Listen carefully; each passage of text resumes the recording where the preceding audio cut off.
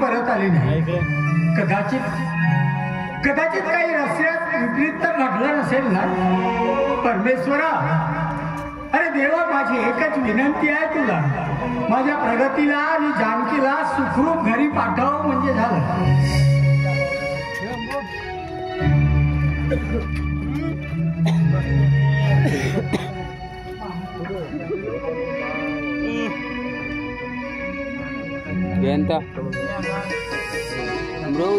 घरी यायला एवढं उशीर का केलं? सावकारी बाईकडून कामाचे 500 रुपये मिळाले ना, त्यामुळे भाजीपाला आणि किराणा घेण्यासाठी बाजारात गेली होती, म्हणून जरा थोडा उशीर झालाय. वा जानकी वा, खूप चांगलं केलंस. पण जानकी, अगं दुःख याचं होतं की या घरासाठी तू रात्रंदिवस कष्ट उपसतेस त्याचं. हे बघ अगं, या पुढं या गावात जमेल ते काम करेन आणि पैसा कमवेन मी. नाही, तुम्ही कुठेही जाऊ नका, मी आहे ना, मी आहे. या कुटुंबाचा गाडा चालविण्यासाठी मी आहे. अहो, तुम्ही फक्त या घराच्या दारावर जरी बसून असले ना तरी मला अगदीच समाधान आहे. अगं नाही जानकी, नाही. पुढचं जीवन तुझ्या रोजा बनवून मी नाही जगू शकत. अगं त्यातल्या त्यात प्रगतीचं शिक्षण, तिचं लग्न, हे सगळं तुझ्या एकटीच्या कमाईनं शक्य होईल. तुमचं म्हणणं अगदी बरोबर आहे. अहो, तुम्ही प्रगतीच्या शिक्षणाची, तिच्या लग्नाची मुळीच काळजी करू नका. अहो, वेळ आली ना की ते सगळं काही बरोबर होईल. जानकी, या समाजात माणसाला पैशाशिवाय काहीच करता येत नाही. आणि हो, माझ्याच्याने सारे सोंग जमतील, पण पैशाचे सोंग माझ्याच्याने नाही जमणार. पैशाची गरज ही पैशानेच भागविली जाते. मला मान्य आहे, पैशाची गरज ही पैशाने भागविली जाते, ते मला मान्य आहे. पण बघा ना, तुम्ही अजिबात चिंता करायची नाही. काय ग, क्लास वरून यायला इतका उशीर का म्हणून झालाय तुला? अगं आई, मैत्रिणीसोबत शॉपिंगला गेली. अगं पण तुझ्याकडे पैसे नसताना तू कशाला शॉपिंगला गेली? अगं, मी स्वतः गेली नव्हती, मी सोबत म्हणून गेली होती. असं सोबत म्हणून गेली होतीस की आणखी कुठे फिरायला गेली होतीस? तसा विचार नको करू, तुला माझ्यावरती विश्वास नाही आहे? विश्वास आहे ना, विश्वास आहे, पण विश्वासाचा गैरफायदा घेऊ नकोस तू. जानकी, विश्वास गैरविश्वास काय लावून बसली आहेस तू? तरुण मुला मुलींचं वयच असते. काय ग प्रगती, खरं बोलतोय बरं ते जाऊ दे. तू बाजारात भाजीपाला घेऊन आणली आहेस, मग जरा स्वयंपाकाचं बघ ना, मला खूप भूक लागली. आणि मग प्रगतीला सुद्धा भूक लागली. हो, तुम्ही बापाने दोघं बापले काही एकच म्हणून घेतले, मला भूक लागली, स्वयंपाक आणि आम्हाला बरोबर. प्रगती पण मदत करणार आहे. आणि हो, स्वयंपाक झाल्याबरोबर मला लगेच हाक द्यायची.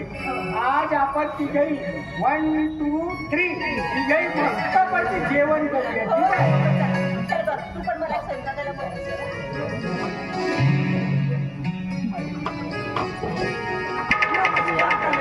नमस्कार रंगाजी. राणे साहेब नमस्कार. बोला, कसं काय येणं केलं या गरीबाच्या घरी? काही नाही, एक महत्वाचं काम होतं. महत्वाचं काम होतं का? मग बसा ना, आपण काय ना, महत्वाचा विषय असल्यानंतर रुपयात बोलावं लागतं. बोला. काय रंगाजी आणि मी तुमच्याकडे आलो. काय ना गणेशजी, मग तुमच्यावर जो हल्ला झाला ना, त्या हल्ल्याचा मी सर्वप्रथम निषेध करतो. काय त्या हल्ल्यामध्ये तुम्हाला आपला एक हात आणि आपला तुमचा एक पाय फ्रॅक्चर झालाय. त्यामुळे कंपनीच्या संहितेप्रमाणे 50,000 रुपयाचा सानुग्रह निधीचा चेक देण्यासाठी आलो आम्ही तुम्हाला. रंगाजी, तो 50,000 रुपयाचा सानुग्रह निधीचा चेक द्या गणेशजीना. हो, देतो. हा घ्या चेक. घ्या गणेश साहेब. या 50,000 रुपयाने माझा एक तुटलेला हात आणि हा अपंग झालेला पाय मला परत देऊ शकता का? नाही ना. मग द्यायचेच असतील तर मला 50 लाख रुपये द्या. हो, माझ्या मुलीला तुमच्या कंपनीमध्ये नोकरी द्या. काय म्हणाल गणेशजी तुम्ही? मला 50 लाख रुपये द्या, नाही का? होय. बघा, मी तुम्हाला 50 लाख रुपये देऊ शकत नाही किंवा तुमच्या मुलीला नोकरीही देऊ शकत नाही. पण एक गोष्ट मात्र करू शकतो, जर का तुमचा होकार असेल तर. म्हणजे नेमकं काय म्हणायचं आहे तुम्हाला? रंगाजी आपल्याला काय बोलायचं जरा स्पष्ट सांगा. बोलतो गणेशराव. बोला. कुरड लागली हो, कुरड लागली. पाणी मिळालं काय बोलणं झालं. हो, या गरीबाच्या घरून पाणीच नाही, चहा सुद्धा घेऊन जा ना. का बरं? हो, साहेबांना शुगर आहे, पाणीच बोलवा. कशी तुमची इच्छा. प्रगती प्रगती अगे जरा पाहुण्यांसाठी 2 गिलास पाणी घेऊन ये बेटा.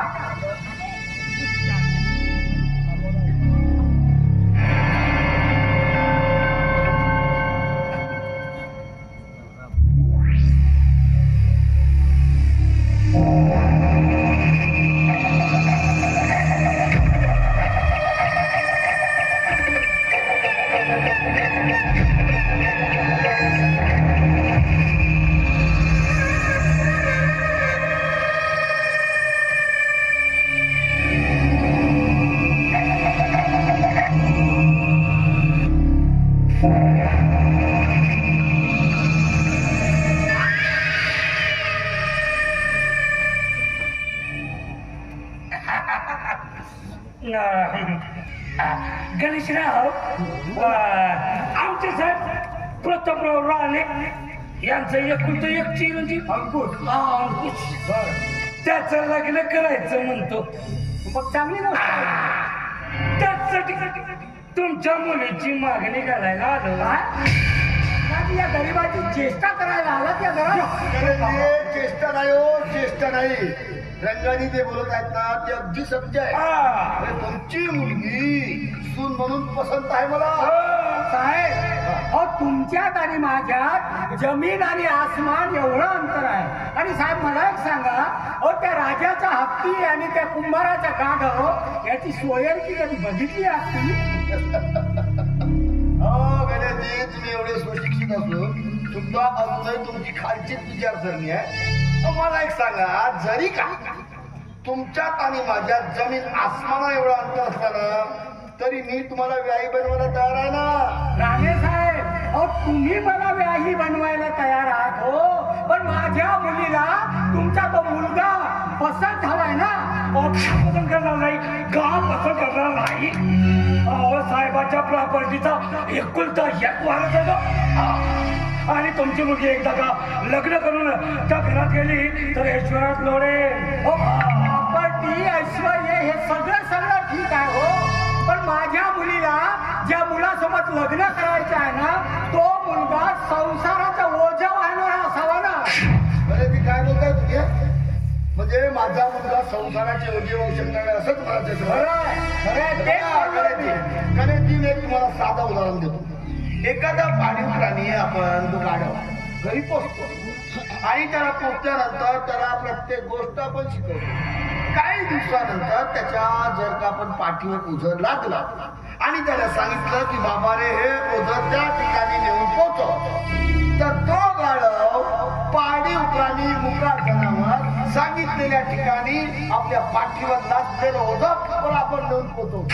मग मला एक सांगा, तो मुका जनावर सांगितलेले काम बरोबर करू शकतो, तर माझा मुलगा तर माणूस आहे. माणूस सांगा ना, सांगा, माझा मुलगा संसार कसा करू शकतो? तुमचं म्हणणं अगदी बरोबर आहे. गाडावर लादलेलं ओझं जरूर वाहतोय, त्या ओझ्याखाली काय दडले आहे काय नाही याची जाणीव मात्र त्या गाढवाला नसते. तेच ओझं जेव्हा गाढवाला वाहायला जड जाते ना, तेव्हा मात्र त्या बिचाऱ्याला वाचवण्याचा कुणीही प्रयत्न करीत नाही. जानकी ताई अंकुश जरी मध्यमंद असला तरी व्यवहारातल्या साऱ्या गोष्टी करतात त्याला. म्हणून म्हणतो, अंकुशचं आणि प्रगतीचं लग्न होणं यातच तुमचा आणि सगळ्यांचा भला आहे. भला नाही झालं ना तरी चालेल, पण एका मतिमंद मुलाला तुमचा जावई म्हणून स्वीकारायला तयार नाही आम्ही. तुमचं स्पष्ट नकार असेल ना, तर माझी काही हरकत नाही. पण एक गोष्ट लक्षात ठेवा गणेशजी, आज जर काही तुमच्या दारातून अपमानित होऊन गेलो ना, तर तुम्हाला अन्नाच्या एक दाण्यासाठी मावताच करून टाकतो. रस्त्यावर भीक मागायला लागेल तुम्हाला. आणि हो, आज जर मी या दारातून अपमानित होऊन गेलो तर माझ्या घराच्या पायरीच्या उंबरट्यावर सुद्धा तुम्हाला पाय ठेवतो ना. नाही, चला रंगाने. मी लग्नासाठी तयार प्रगती काय बोलतेस तू हे? अगं सांग ना, काय बोलतेस? एका मध्यमंत मुलाला त्या मुलाशी लग्न करण्याचा तुला वेळ लागलाय का? अगं सांग ना, वेळ लागलाय का? हो आई हो, मला वेळच लागलाय. मी लग्न करणार तर त्या मतिमंद मुलाशीच लग्न करणार.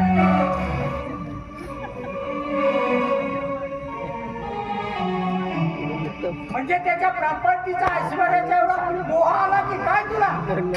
बाबा, प्रॉपर्टीचा मोह आला नाही. अहो, माणुसकी अशी चीज आहे की ते दीर्घकाळ टिकून राहते.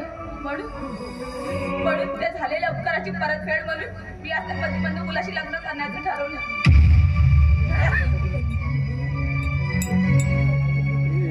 बाबा, जर आज माझ्या मदतीला धावून आलं नसतं तर कदाचित मी आज तुमच्या समोर उभी नसते. आणि काय घडले असं? हा? आई, अगं काही दिवसांपूर्वी गुंड्यांनी माझा पाठलाग केला होता.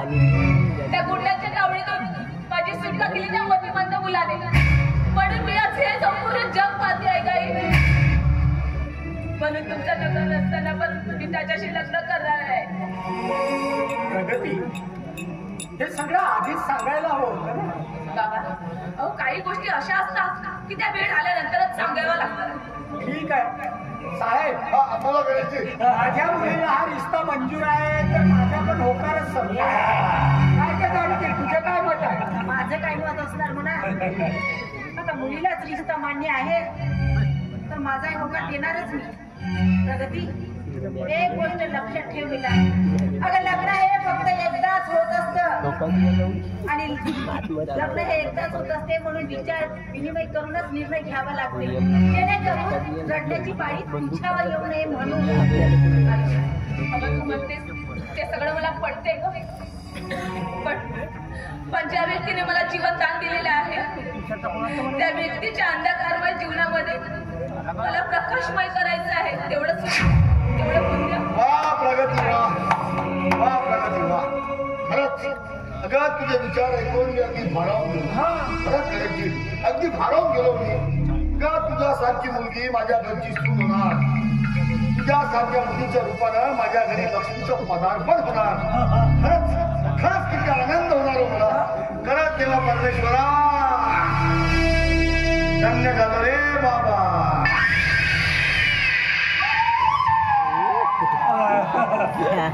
मी काय म्हणतो गणेशराव, आता दोन्ही बाजूला रिश्ता मान्य आहे तेव्हा आपण चांगलाचा लग्नाचा मुहूर्त बघूया आणि लग्नाचा बाग उडवूया. काय म्हणता? आता तू माझ्या घरची सून होणार आहेस नाही, म्हणून ही एक छोटीशी भेट माझ्या.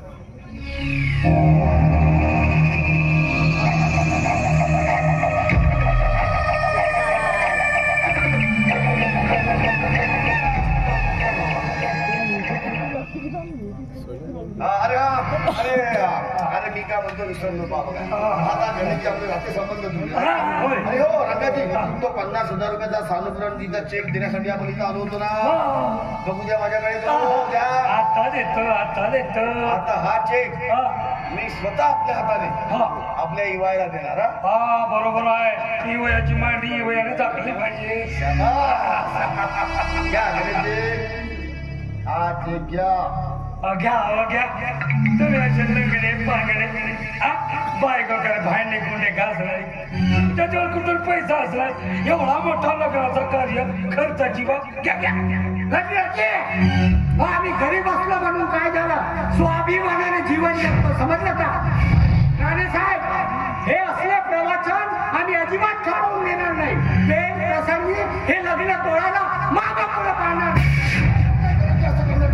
असं करू नका.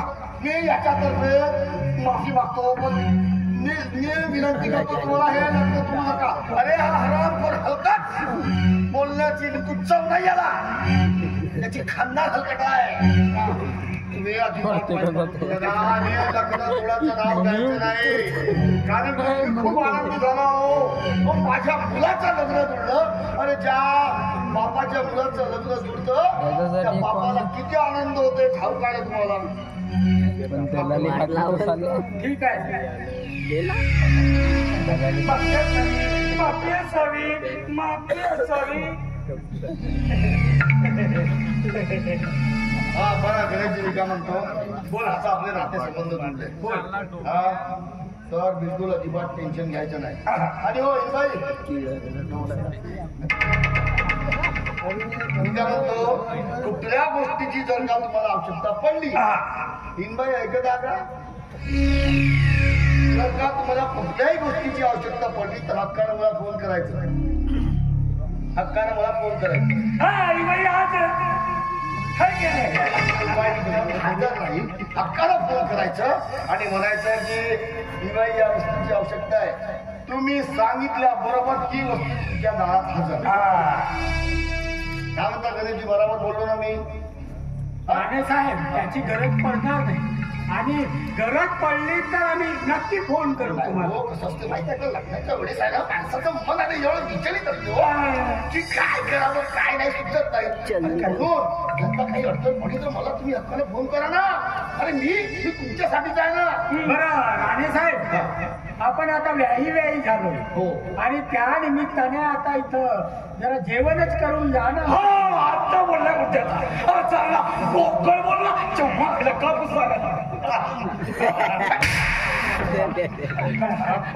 काय चुकीचं बोलला खायला भेटला बस कापा बोकड तुझ्या बापाचा आहे का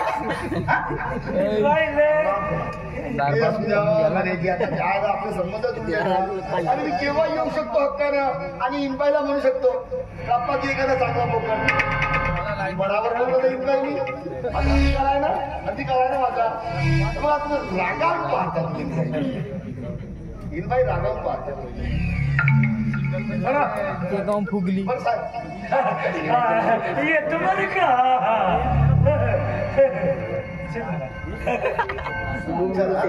चला नमस्कार नमस्कार